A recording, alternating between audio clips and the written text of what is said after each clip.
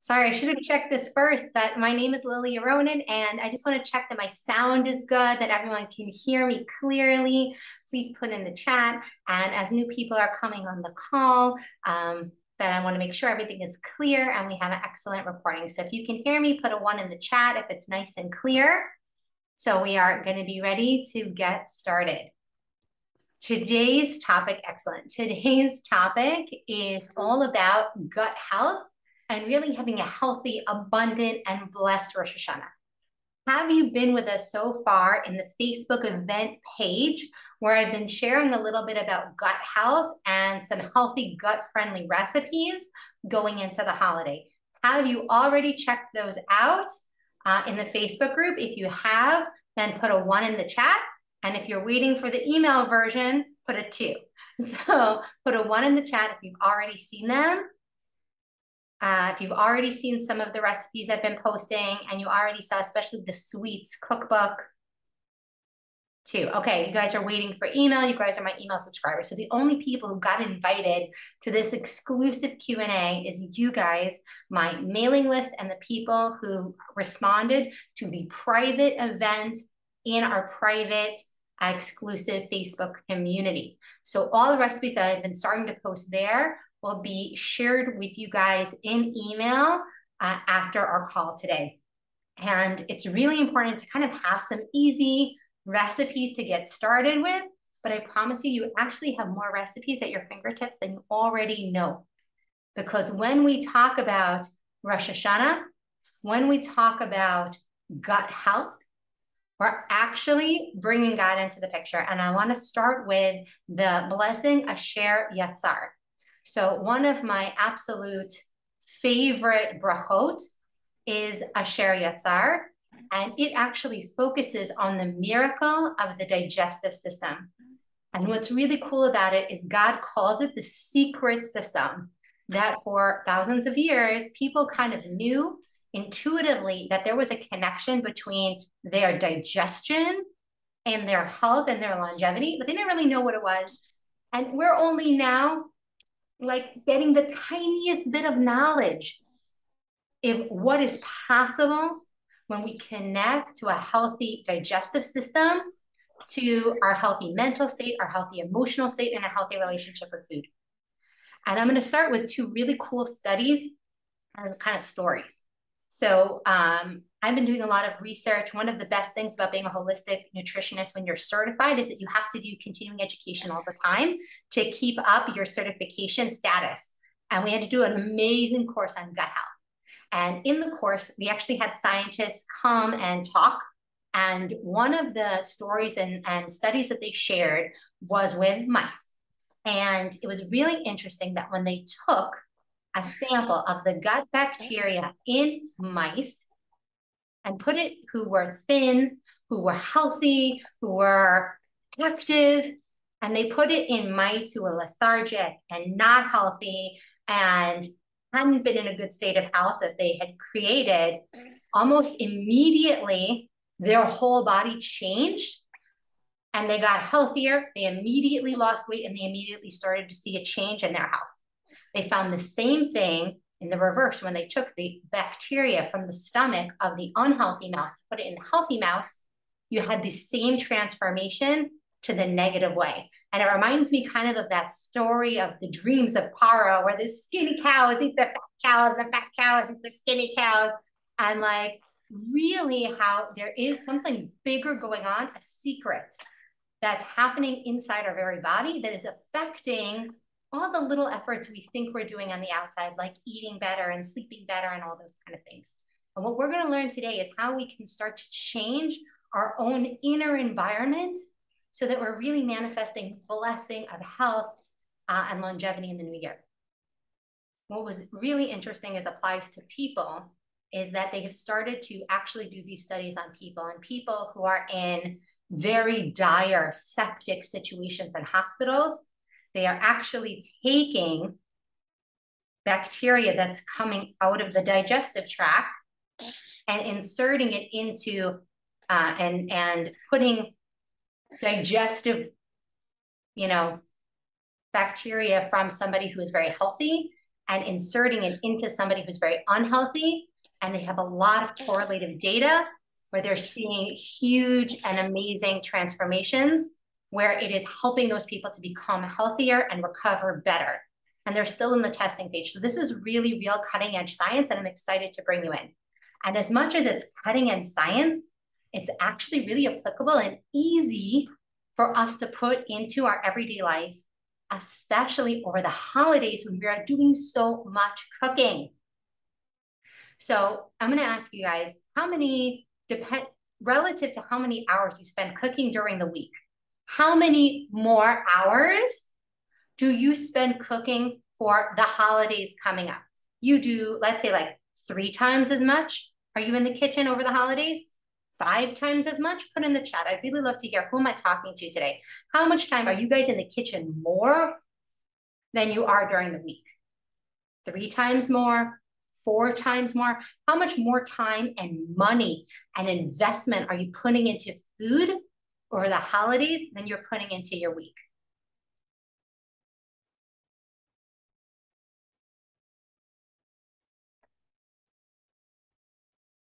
So put in the chat 3 times more, 4 times more, 5 times more. How much more time are you putting into cooking and preparing food and expense to Shabbos and Chagim versus during the week? So much more.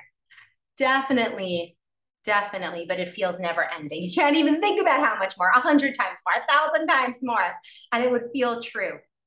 So if we're already investing like 1,000,000 times more energy and effort, okay, into our cooking for the holidays than we are during the week, then that's the perfect time to be upgrading our menu. So let's start out with some really easy thumbnails, okay, and blueprints, or you can call them just guiding principles.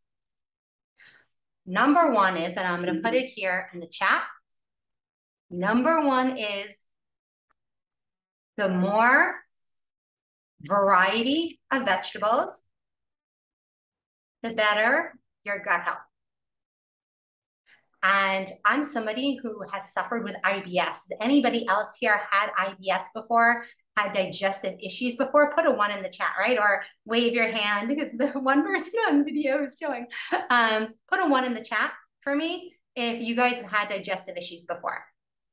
So for a lot of people with digestive issues, we feel like we can't eat so many different kinds of vegetables. We feel like, well, you know, this vegetable makes me bloat, and this vegetable and FODMAP, and I can only have 5 different kinds of vegetables.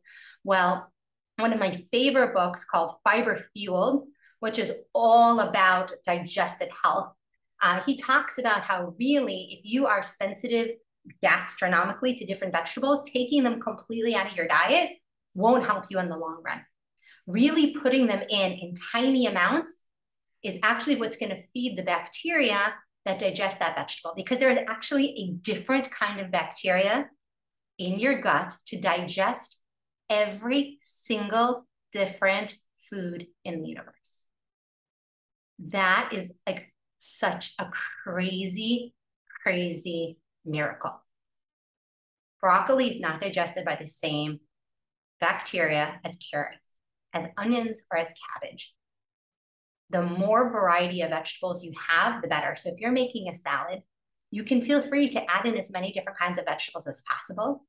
Or you can make 5 different mini salads, each with a different dressing. This one's just cucumber and onion. This one's carrot and fennel. This one is beets and parsley. The more different kinds of vegetables that you have, the better. Number 2 is use olive oil and lemon juice and pink Himalayan sea salt. Does everybody know what pink Himalayan sea salt is? Have you ever heard of it before? If you have heard of it, put a 1 in the chat. Have you heard of the pink Himalayan sea salt? 1.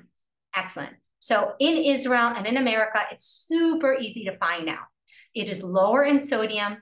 It has more micronutrients, and it is better for your heart health and blood pressure.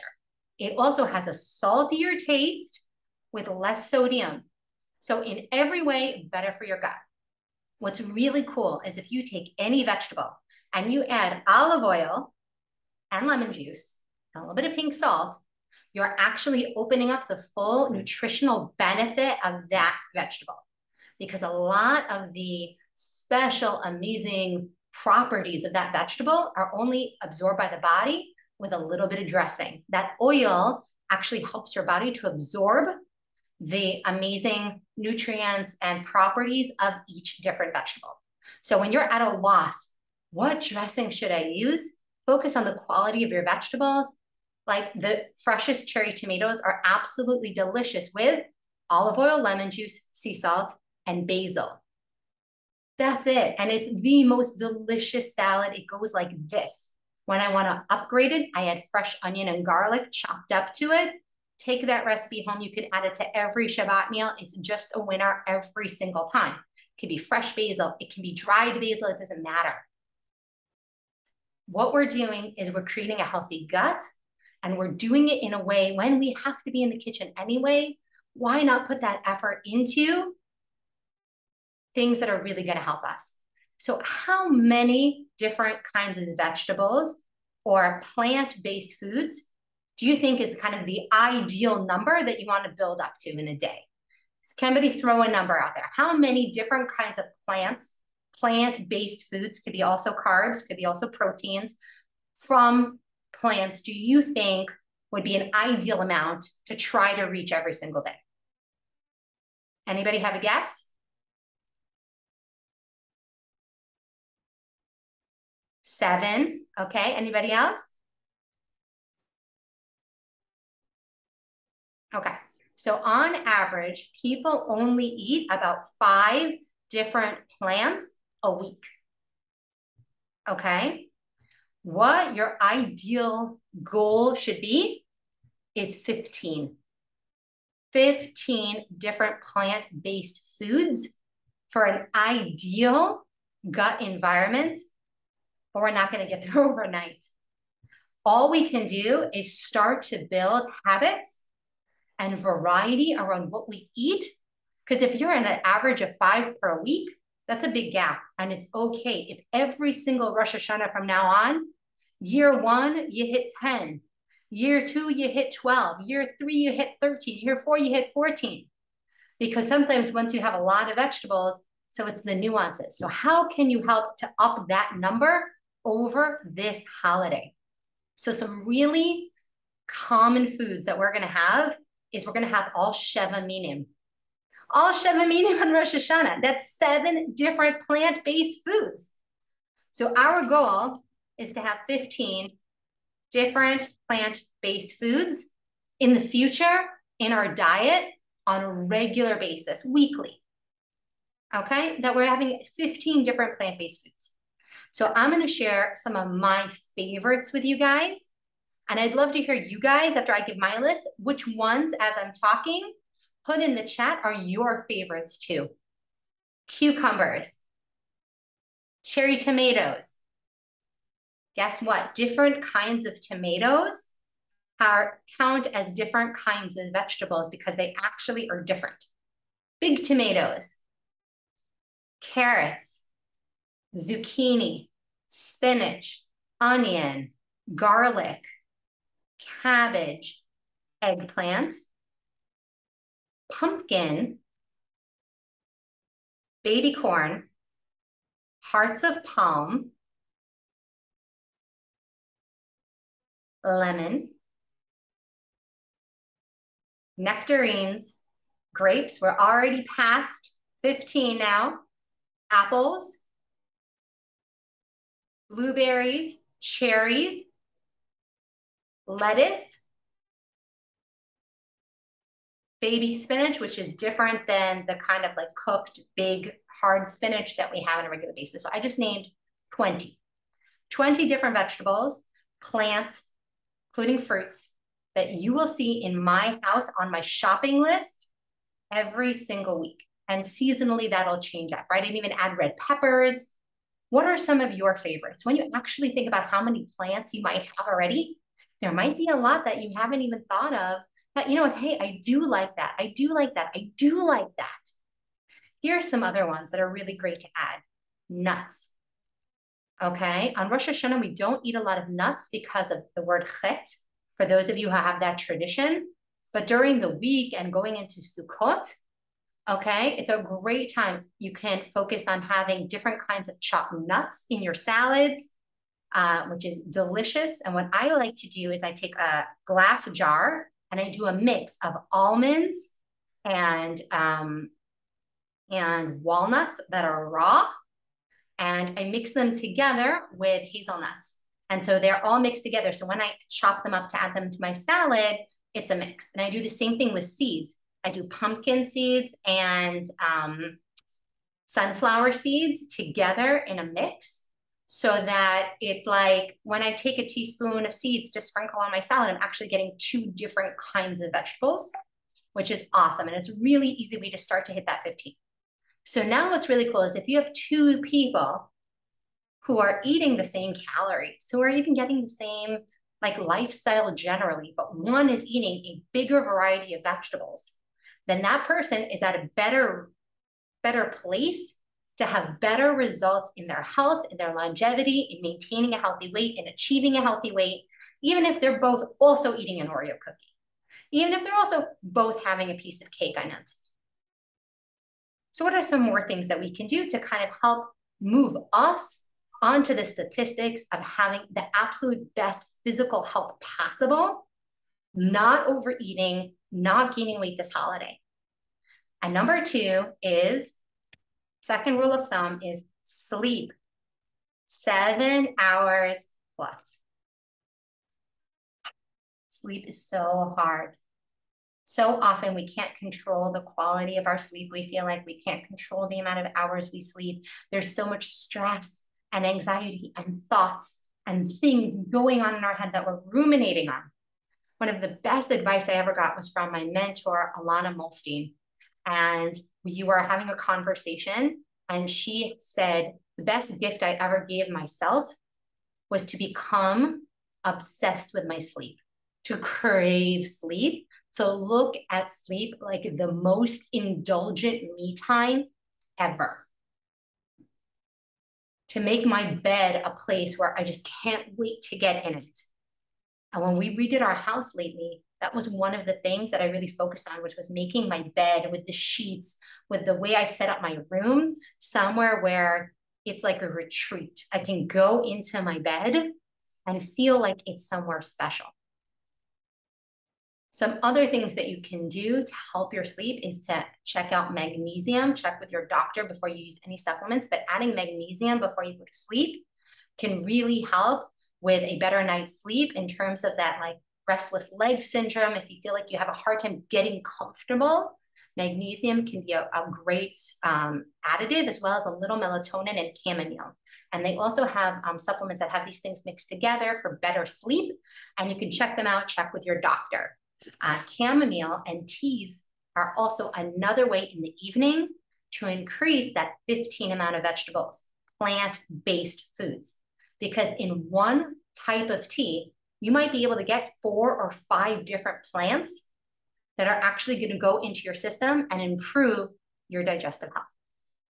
So I want to pause here, and before we go more into sleep and we go more into breaking down your holiday as to how you can actually see this happen, I want to check in with you guys. What questions do you have about this magical 15, about the concept that actually our gut health is this mysterious and amazing miracle that's finally been revealed as really one of the key secrets in being healthy and living at a healthy weight? So I'd love to take some questions here before we move on, or get some ideas for you guys, how you can start to brainstorm how this could happen and be successful for you. So who would like to share or has a question?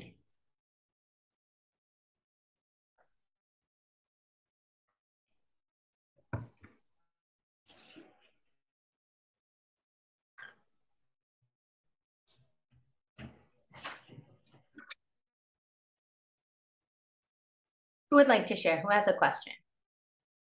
Okay.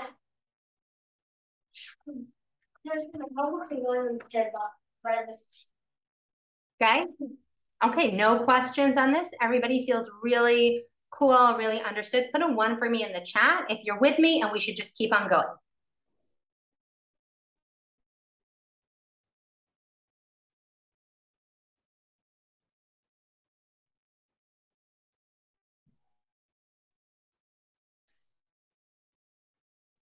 Okay, here we got a 1. Where is everybody else? You with me?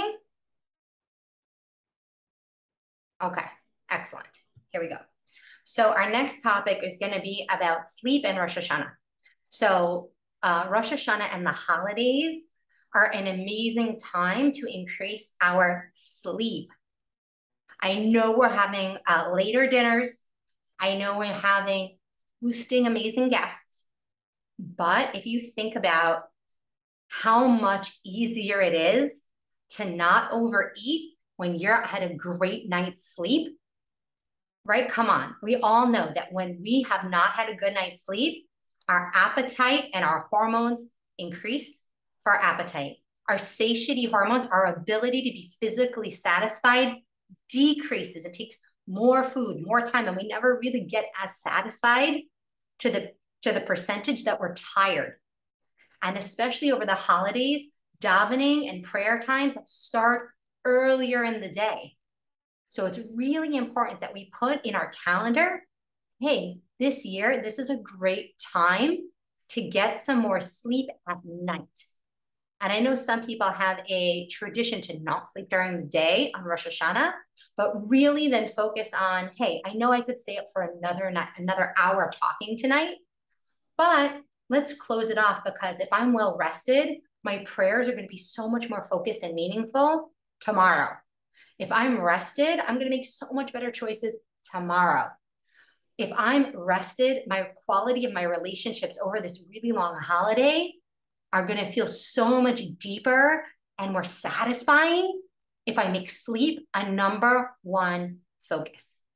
And it's not as hard as it thinks, right? If you have to get up for a 7 or 8 o'clock prayer service, then, even if you go to sleep at midnight at 11:30, you're still going to be able to hit 7 hours. And without, for those of you who are, keep the holiday in a strict way, so then you're also not using electronics, you can really lean into that and make it easier to get more sleep and be in a better state of mind and better state of gut. Because there is a huge correlation between the health of the good positive bacteria in our stomach and the amount of sleep we get. And there is also a negative correlation between not getting enough sleep and the growth of negative bacteria, the bacteria that causes cravings for refined sugars and fats and those kind of things that we're like, why? I just want to eat healthy, but I'm being called, that apple cake, it's calling me, it's calling me, it's calling me. So as we're going to move from sleep into sweets, because they're so connected, I want to offer you guys some opportunities to upgrade the sweets in your life. Because Rosh Hashanah, there's a million recipes out there to use honey instead of refined sugar, to use maple syrup instead of refined sugar, to use unsweetened date syrup or date sugar or coconut sugar instead of refined sugar, instead of white sugar, instead of even dermama sugar, which you can also use. Okay, but these healthier sugars, which your body can use more actively, which actually still count as plant-based foods, are an amazing resource. And there's so many recipes out there that instead of making them all on Rosh Hashanah, what we can is start to then spread them out and take the health of Rosh Hashanah and spread that abundance into our new year. So I like rules of thumb because they make it really easy to remember information and to take action. So here's my rule of thumb that really is helpful in turning over a healthier, sweet tooth for the new year. Number 1 is minimize sweets on your carbohydrates. Carbohydrates are intrinsically sweet. They turn into sugar in the body. So when we reduce the amount of honey, maple syrup that we're putting on oatmeal, oat cookies, all those kind of things, we're going to do ourselves a huge service when instead we use the honey, the maple syrup, these kind of things to sweeten up our salads, our caramelized carrots and vegetables, our lower carb vegetables. If we sweeten a huge tray of carrots and radishes and beets, right? One of my favorite recipes, if you guys want to write this down and you'll get it again later, it's just beets, raw beets, carrots, and radishes with olive oil, a little Himalayan pink sea salt, and a little drizzle of maple syrup. Toss it, roast it in the oven, and they are absolutely delicious. When we are adding those sweets, that honey, that maple syrup, that cinnamon flavor to our vegetables and a little bit less on carbs, we're going to be finding ourselves having all the flavors that we love, but without overeating and gaining weight, which hurts us. So why does overeating harm our gut health? In the end, overeating is putting a strain, it's like overtraining our stomach and our digestive system. And that results in anybody have ever overeaten and have heartburn afterwards? Anybody ever overeaten and like for days afterwards, you're having like a lot of bloat and IBS, and it's creating then stressful thoughts in your head, and it's creating a whole negative pattern in your body? Those things affect your health long term. Digestion is truly miraculous, and it takes a ton of effort. So finishing eating earlier gives your body more active waking time to digest your food properly. How are we going to do that over the holiday? One of the biggest questions I hear is, what am I going to do about all these late night holiday meals? Anybody else feel that way? What am I going to do about all these late night holiday meals? I know I need more time for my body to digest the food. If I'm eating late at night, Lily just told me it's not good for my gut. It's not good for my health. So one of my absolute best tips that I do myself practice in and out every Shabbos, every holiday, over the years now, my entire family has followed suit, is 5, 6 o'clock, I serve food. I put out a big tray of vegetables.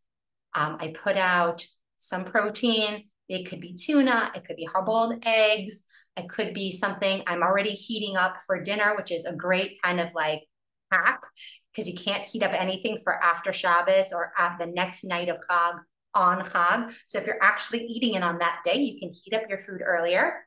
Great, like kind of little tip. And I'll eat, and my family will eat earlier. And then when we sit down to that meal late at night, we are tasting. I put out smaller portions. I literally put out smaller platters of food. And whenever possible, I invite guests for day meals instead of night meals. Now this year we are having guests staying with us, Be'ezrat Hashem, and we are going to have guests like all the time. Even those guests will be served something 5, 6 o'clock. There'll be some food out because it'll be a lighter fare at night. It'll be some soups. It'll be the simanim. It'll be a big salad. It'll be some, smaller serving of brisket out, and everyone will eat less and everyone will feel better. And one of the best things is if you have teenagers, you have older kids or adult kids coming home, they feel the same way you do. They also are feeling gross, and they're also feeling not good the next day. And nobody wants to go into davening distracted by gas, bloating, and not feeling good. No one wants to go into lunch still feeling like they're digesting dinner from the night before. So be a thought leader in your home. Serve something small earlier so that when you eat late at night, you're just not putting the same stress on your system. Now, I know this can be something kind of complicated for people to actually imagine implementing. So let's pause here. Does anybody have a question about, or need advice, or need some coaching on this concept?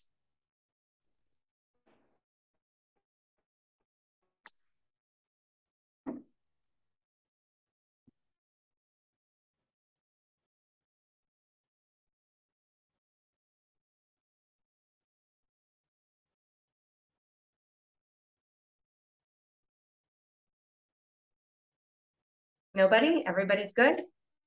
Okay. If you have a question, please put it in the chat. Engage here. This will be as impactful as your participation makes it. I want to make sure I'm really hitting everything that's most important to you. Okay. Okay. So we've talked so far about why our gut health is really manifesting the blessing we want this year. We talked about increasing the number of plant-based foods we're having in our meals. We talked about looking for recipes that have less refined sugars over this holiday and focusing on ones that have honey, maple syrup, date sugar, unsweetened date honey as our kind of focus. So now let's talk about what flours are we using? What grains are we using? What carbs are we having at this holiday? So what's really cool is on Rosh Hashanah, chita and seorah, that's wheat and barley, are both part of the Sheva Minim. And so a lot of people take that to mean, well, we should have lots of bread, pastas, crackers, challah, that's amazing and fluffy with sugar on top. Well, actually, one of the things that's really fun is to make like a wheat berry salad. And there's some great ones on there. Pinterest it, Google it. But even it can be as simple as a tray of roasted vegetables and, cook wheat berries. To cook wheat berries is 1 cup of wheat berries for 3 cups of water. So it's even more than brown rice. What it has is actually protein in it. It has fiber in it. It's incredibly healthy. And when God thought about, wow, wheat is going to be the basis of nutrition for the human, for our modern agricultural society, he wasn't thinking of refined wheat products. He was thinking of a wheat berry. He was thinking of a barley salad or a cholent that has actual whole barley and not pearl barley in it. And those little changes you can start to make in your menu are going to increase fiber, which is what feeds our good bacteria in our gut, increase satiety, and reduce cravings overall. So it's a really awesome tool. When it comes to sweets and desserts, a really great rule of thumb is to look for recipes that use coconut flour and almond flour over even spelt or wheat or other kinds of flours. And those have way more kind of plant-based health benefits because they are higher in protein and fiber, coconut flour especially, than other flours are. My kids don't love coconut flour unless I do 1/3 ground oatmeal into oat flour, 1/3 almond flour, and 1/3 coconut flour. And then they love it. And it's high in fiber, it's high in protein, and it's an excellent way to have something sweet. But the absolute most important thing with sweets is portion control. Who has ever found themselves sliver of cake and then another sliver of cake and then another sliver of cake on the holidays? Right? You have those beautiful butt cakes, right? That everybody makes, the honey cake and like the honey drizzle and like sliver and then another sliver and then another sliver. Is it only me? I'm only the only one who's ever done that? Come on.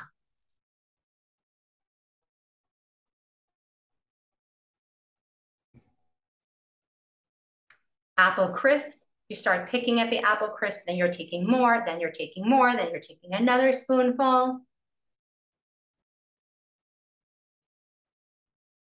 All of these kind of desserts lead to feeling that sense of lack of control. One of the best things that you can do is invest this year in ramekins and mini muffin pans. Any dessert, even if it's with refined sugar and refined flours and everybody's just like has to have this decadent thing that you always have made in your family, if you make it in a smaller serving size and serve it beautifully, you get to fill that need without creating a space of weight gain for your family year in and year out. I have made mini apple tarts. I made mini apple cakes. I have made mini anything that you can think of. Mini cheesecakes for Shavuos, mini chocolate cupcakes with frosting and chocolate sprinkles. And sometimes they're made with healthier ingredients and sometimes they're not. But if they're in a smaller portion size, then there's so much more self-control. Not only is there more self-control, but you'll actually physically feel more satisfied completing something than when you take bite after bite after bite after bite. I want to open up the floor now as we're at 40 minutes and ask what questions you have up to this point. And then we're going to walk through the holiday because this year we have a Shabbat a Sunday, and then a 2-day Chag. So it's the perfect time to practice what it's going to be like over Sukkot, where you have back-to-back-to-back holiday meals. And you really need to zoom out and be like, well, how many different desserts do I really need? How many times am I really going to have a piece or two of challah over this entire week?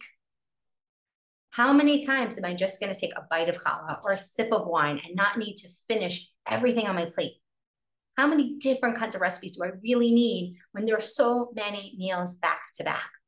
How can I ease off the pressure and focus more on the spiritual aspects? How can I bring more divrei Torah, more thoughtful prayers? Have everybody write a prayer out ahead of time and take some stress off myself?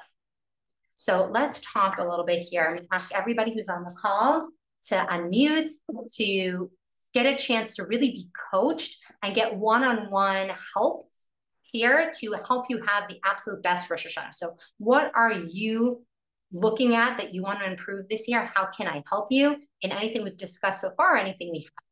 So Yifat, Nama, I'm sorry, I don't know how to say your name. Gius, as if it's Vice or Gail, I'm not sure who it is. And Sabrina, who has a question? How can I help coach you today?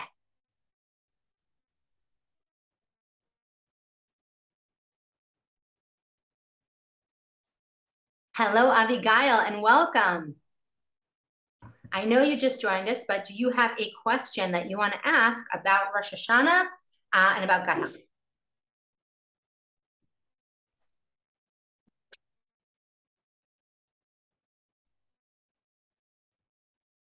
Guys? Hi. So how do I say your name? What's your name? Joyce. Joyce. Hi, Joyce. I didn't know that. Oh, Joyce. Now I see it. The little chip check.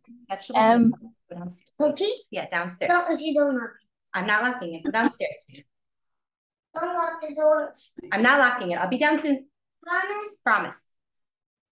Go ahead, Joyce. Yeah, so okay, so this is sounds like really good for something you want to do, but something that you can put on your guests also. I have people that, if there's not white rice, then it's not like a meal. I mean, so you still have to have those kind of things also. I mean, how do you pare it down to make it more manageable and also give everyone what they want? I love that question, and especially as a mom of celiac kids, and a mom. Me too. So my kids love their white rice. So what I do is during the week, I only make brown rice. And yes, sometimes they complain, but the longer they go without having white rice, the less they complain. And they actually love the brown sushi rice when I make it into sushi. And then when I make the white rice, I just make less of it. There's some of it, but I don't make it that filler that they do at the yeshiva or at the schools where they're looking for these empty carbohydrates to fill them up. I'm just looking at for it to make them happy, like a dessert, like challah. My kids would rather have, they make, especially because they're gluten-free, so there's no whole grain version of gluten-free challah. But what they do is they make little individual rolls. And so they're having some, but most of what they're having is we're pushing out the majority of what they're having is healthier foods. So white potatoes are actually very nutritious. So I'll make more potatoes than I will white rice, but I'll still make white rice and I'll still be there so that the little kids who maybe haven't graduated yet to a healthier palate are going to, have enough for a few spoonfuls. But really, a half a cup of rice is actually a serving and it's not a lot. So if you're making multiple cups of rice, so it's encouraging overeating, especially on food that isn't really doing anything for them. It's really just to make them smile. Is that helpful? Yes, thank you. Okay, great. Who has another question for me? Yifat, Nama, Sabrina, Vigaya, what can I do for you guys today? Bring up the question. What really is in your mind? What resistance do you have? What did you be like, oh, that's nice, but I don't know how I can make that happen. This is a process, one tiny change by tiny change. Yes, Sabrina. I unmuted myself. Okay. You can hear me? Yes, we hear you, and you're We beautiful. will. Oh, no, no, no, that's not you. Sorry, I wasn't even looking at her. That was a problem. Okay. I guess the question is like you said, prioritize sleep, which obviously I've actually been doing for a very, very long time. Um, like when I had my first baby, it was like I am in bed at 10. I wake up whenever the baby wakes up. I never set an alarm. Um, I'm still kind of doing that, even though I'm working. Like the baby doesn't, my now baby doesn't sleep past like I would say 7:15. It's really, really unusual.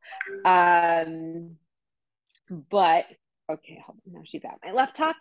Um, but I find like I want a ton of vegetables. I love vegetables. Like eating vegetables is not a problem for me. Eating a variety of vegetables is not a problem. Preparing all these vegetables is so time consuming when you have a new baby. Peeling them, chopping them, like it's just I wish Israel had Trader Joe's. I wish I could just go there and load up on all my pre-chopped, cleaned vegetables and just throw them together in the pan, and be done. But that's the part I find really hard. And it sounds crazy because it shouldn't be. But like, I find it so much easier to make like chicken or even potatoes because it's like, okay, I just chop up like 3 potatoes and that's enough for my family. Like, we don't have a huge family. So that's not a big deal. But like, just cleaning all these vegetables, chopping them, peeling them, it's like a whole day just devoted to vegetables. So first of all, I love that question, and let me offer a few hacks if you've never tried before to check in with your vegetable prep. Number one is make sure your knives are sharp. IKEA in all countries sells these like really nice knife sharpeners. Sharp knives speed up the chopping process by Definitely. 75%. So make sure your knives are sharp. Number two is like I like to if I need a quick vegetable, I take a zucchini, I wash it, I just peel it straight into the frying pan. No chopping, no like multiple steps. Same with like a quick cucumber salad, just like chop cucumbers. Try to make like maybe No, no, no, one no, no. vegetable salads.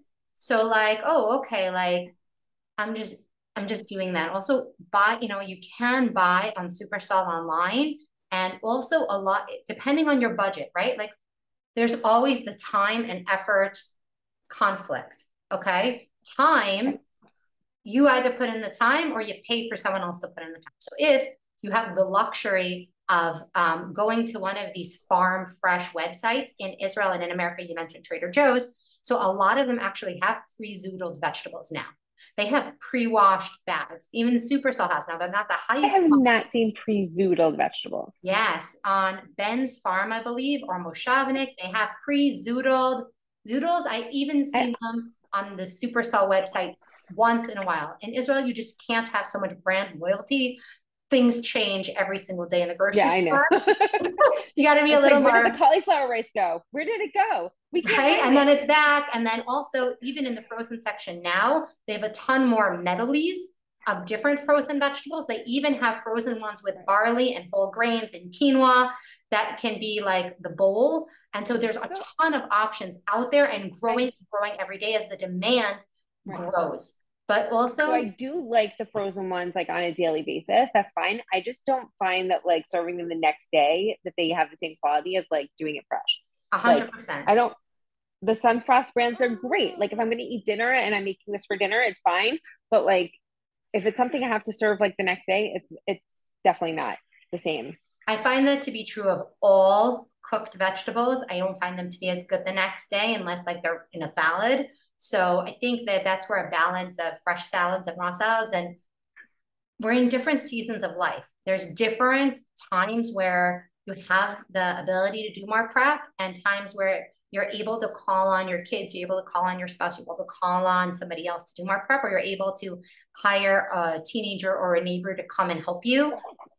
There's just different seasons, and it's okay to accept. Wait, It's not that it shouldn't be hard right now. It is hard right wait, now. And what so, happened? What happened? you know, Sorry, Lily, having I'm a still here. cherry tomato salad where the cherry tomatoes aren't even cut up and having a carrot salad that's just peeled carrots with curry powder, lemon juice, olive oil, pink Himalayan sea salt, that's a delicious salad. Doesn't even have to be cooked. So focusing on lemon juice, olive oil, salt, and any fresh single vegetable, you know, buying the beets already vacuum packed and cooked already, Right. those kind of Find things. your shortcuts. Yeah, those are really the key to making it sustainable and easy and fresh and not so overwhelming. Nama, did you have a question? Thank you so much, by the way, Sabrina. Thanks. Go ahead. I'm good. I mean, I'm enjoying everything and taking it in. Okay. How is it? I know you're in America. Give us something that maybe you see as a process that you might want to change this year. Maybe there's a tradition in your family you might want to upgrade, or a traditional dish you have been making that's maybe higher in fat or sugar or carbs that you'd either want to get rid of or make into a smaller pre-portion size. Can you think of anything? I mean, I think that I have been cooking this way for a long time already. And I have been making smaller portion sizes and using all the refined stuff. I've been using coconut sugar for a long time, and I make everything fresh. I just have to worry about portion control, and just in my my challenging thing is, you know, just fill up my plate once. It's enough. So that's such a good point. Great. You have to drink water between, you know, that's another big piece. Exactly. Let's bring that up and let's make that really concrete. One of the absolute most important things you can do on these long holiday meals is figure out a buffet system. Whether it's on your kitchen counter, you bring out a folding table with a beautiful tablecloth and a kind of like a centerpiece. Whatever it is, if you can get the food off the table, you 60% increase your chance of not overeating. 60%, okay? That's a huge, like, if the food is in front of you, impulsivity will very often win out. So if you can move the food off the table and put water on the table, that's a really great thing. Another thing is to increase the sexiness of your water on holidays. Instead of just putting out water pitchers, put lemon slices in one, put mint in another, put apple slices for Rosh Hashanah in the third pitcher of water, and get up, be the water filler person. It's always a conflict in what house, who's going to fill up the water. Be the person who gets up and fills up the water. It gives you a chance to take a break from the table, gives you a chance to reset, and make sure that you're filling your cup with water. Another great tip is to leave space between where you've cleared one course, if you're doing multiple courses, and you bring out the next course. A lot of people leave the food on the table for a long time while they're talking. If you're actually able to clear the course, come back to the table, sit down, chat, sing a song, have a divrei Torah, talk about someone's day, have someone share something that they're praying for or want to manifest in the new year, something they're really proud of that they accomplished in the previous year, adds infused meaning in between courses. It's a great time to pause, drink more water, bring out the next course, and not feel so rushed, not feel like this, like, I just want this meal to be over. No, you can pause, and know you can give yourself a break in between. The other option is to serve everything at once. And I've had a lot of success with a lot of clients of on their buffet, thinking of it like a restaurant or like a hotel, where like all the salads are in one place and then all the mains are in another place. And then, you know, the other fruit and dessert are even already out. And like, it's already out there and people can go course by course as they want. Or you can just take one course if you want. And it looks beautiful. It's really fancy for the holiday. And you can even have like a tea bar at the end next to the dessert. So people really can make that choice, and you can have an amazing spread without having to get up and be serving all the time as well. So there's a lot of different ways you can imagine this being different, depending on the setup of your house, obviously. For clients who can't do a buffet, having a table runner and all the food kind of set up on the table runner is also another way to increase kind of not having everything in front of you directly, and being able to move things maybe you don't want to have so much of farther away from you and have a little bit more control over your environment is really, really helpful. Yifat, do you have a question? Abigail, what can I do to help you guys today? How can you imagine this not just being information you're taking in, but something you're actually going to really implement this year?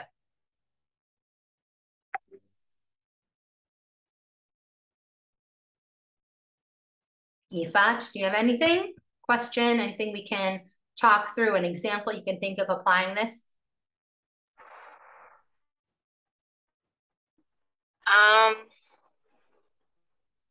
No, I mean, I just think sometimes that during the week, a lunch could be just like two hard-boiled eggs and a salad. And I find that very hard to like stick to that on a festive meal. Like you naturally will have, I don't know, just more choice or things that are higher, during the week I'll have even just like cut up pepper and it's fine. But on the holiday, you're gonna have a salad, there's gonna be extra dressing. So I'm just trying to think like how do you get over that extra calories, even though you're not eating like a ton of dessert, you're just like adding up. And when you have a few days of meals back to back, how do you compensate for that excess on each meal? Perfect question. This is the real work. We set up the mindset. We talked about the general. Now let's be specific. What I do is I don't think of having an actual carb serving at any of my holiday meals. I know that the extra carbs are actually kind of spread out through the extra dressings, the fruit in the salad, the craisins in the cabbage salad, the chopped pecans in this thing. Even if I'm not eating a lot of dessert, also really the point of fiber-filled carbohydrates is energy. You're barely moving on a holiday to a regular day. I highly recommend getting out for a walk each day of the holiday. And in terms of kind of getting over, I'm eating so much more than usual, is to also try to alternate the meals that you're not having guests to have less food. Have a nicer quality. Maybe you put a little more extra time into the preparation. Maybe it's a little more of a complex meal. But not every single meal has to be over the top. The abundance comes in our health. There's no mitzvah to overspend money. There's no mitzvah to overeat on a chag. There is a mitzvah to have abundance, and abundance isn't to the point that it's detrimental and harmful. There is a line, and we have to respect that boundary for ourselves and for our families. So really, can you alternate? Like we try to do the night meals much lighter and only have guests during the day. That just works for us. Some people like to have guests at night, and they don't really have guests during the day. The day meals are much lighter. They're a little more casual in the intimate family. So you have options. Even if you're having guests for both, it's okay to have a lighter meal. And also to know that you're going into a Shabbos, Sunday, 2-day Chag.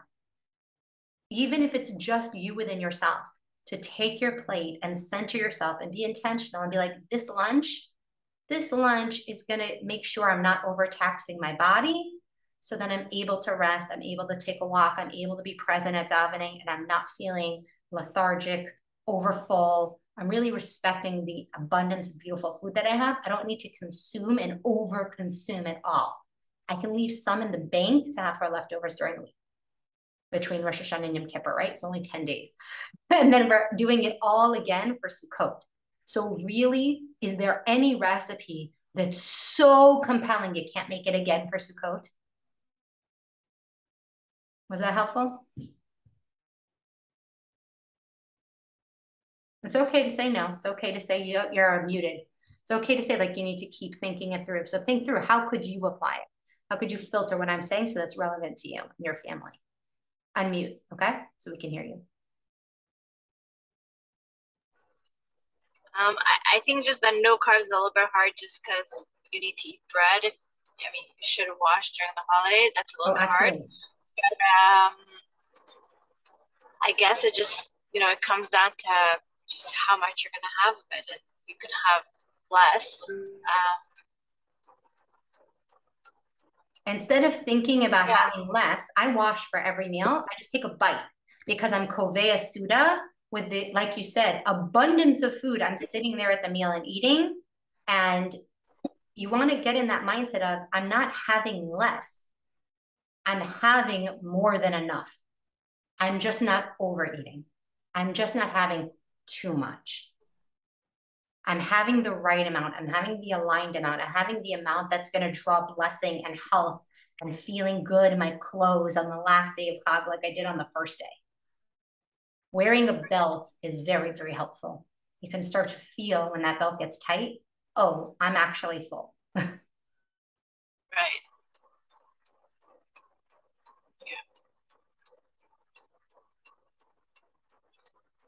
I see you're thinking, where does it still feel like it's not enough? Where is the belief in the background? No, I know what I need to do. I know what my weaknesses are, and it's always salatim with the bread. So I know, and I noticed that if I make more fresh salads, then I don't need the bread, because I mean, I'm not gonna start eating a carrot salad with bread. It's just making sure I do that. And what's your take on, like, in our family we do a lot more beef or veal as opposed to chicken during the chagim. It's just, I don't know, I just grew up that way, and we always do it. I only do it for lunch, and I always make only fish for suppers, just because it's like, it's too Great much. tip for everybody else to copy. Nobody can eat that much. It gets too much when you have meat at 2 meals. So we always stuck to that system. So, like, what's your take on that? Would you say that it's better to have, I mean, we do chicken once, but for us it's like less festive. I don't know, it's maybe just we do the same thing. I don't make brisket and stuff like that on a regular Shabbos. I really make it only on Chagim. I make a chocolate brisket with cocoa powder and red wine and cumin. It's like a Mexican kind of recipe. My kids wait all year to have it, Rosh Hashanah. So I think it is a traditional recipe, and it's okay, but it's in my mind, like, I'm having a slice or two and I have a beautiful plate of vegetables and salads.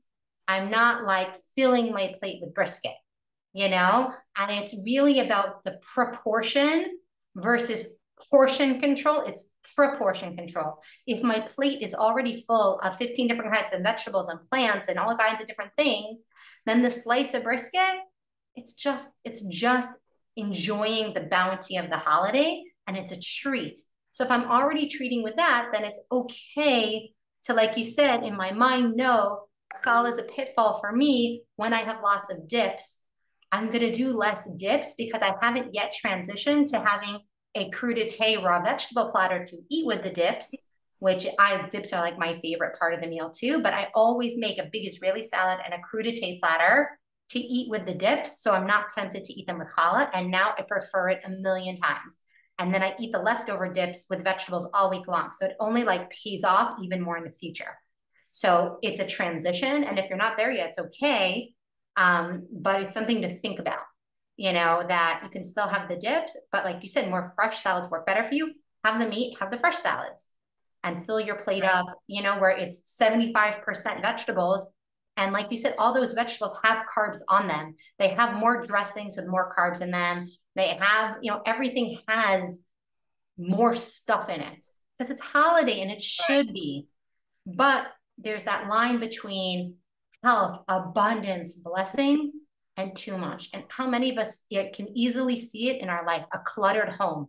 You have too many tchotchkes, too many clothes in your closet, and you can't appreciate any of the clothes you have because you can't find anything. And every time you take out a clothes, the clothes are falling to the bottom of the closet and it's making a mess, and you don't even want to open the closet.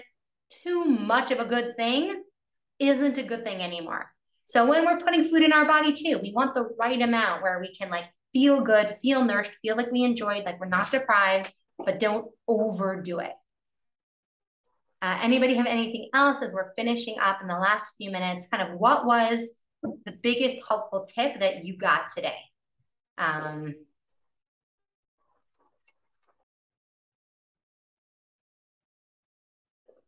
would love to hear, so I know kind of what's resonating with you and where you guys are in your journey and where you are in your story. So what was the best kind of just takeaway tip that you're going to take away today from today's session, from today's Q&A?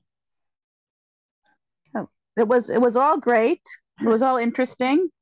And we always try to eat healthy, but the idea of the vegetables, last thing you mentioned, the vegetables on the table with all the dips.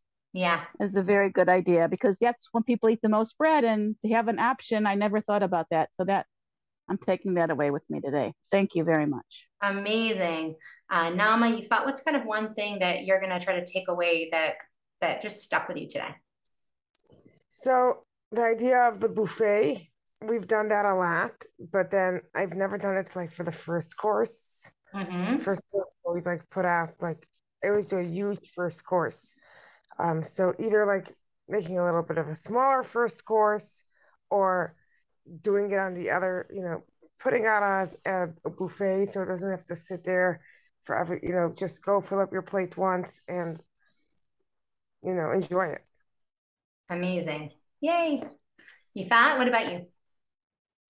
I think the small desserts. I think we'll find some really cute ramekins Yes. because we tend to put like a big bundt cake and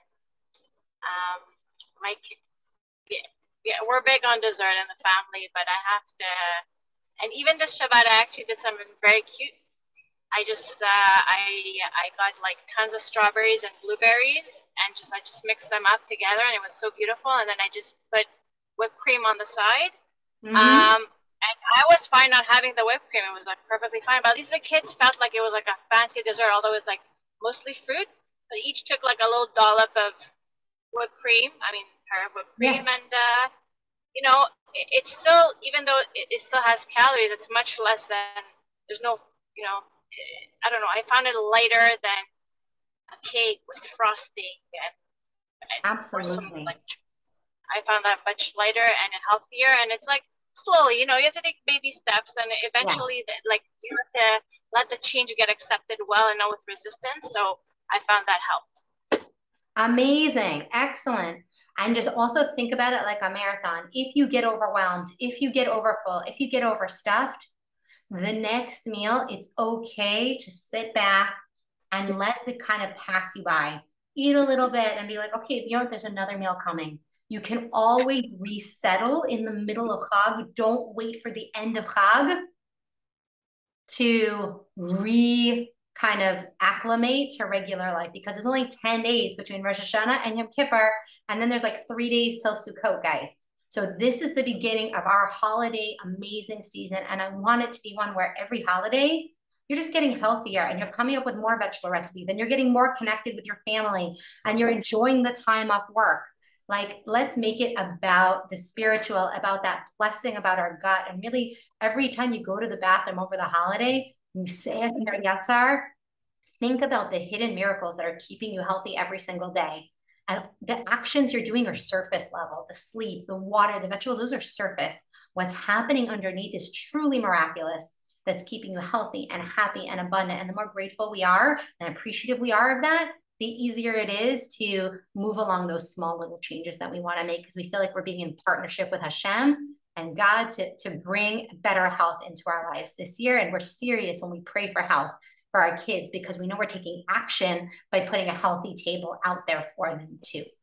So have a blessed, abundant, beautiful, amazing Rosh Hashanah, and keep an eye on your inbox for all the recipes that I was sharing in the Facebook event, plus more, and an opportunity to have a one-on-one 15-minute implementation call with me as well, so that you can take as a gift from me, so that you can take your health to the next level and work on tweaking or applying anything we talked about today to your personal life. And Chag Sameach. Thank you.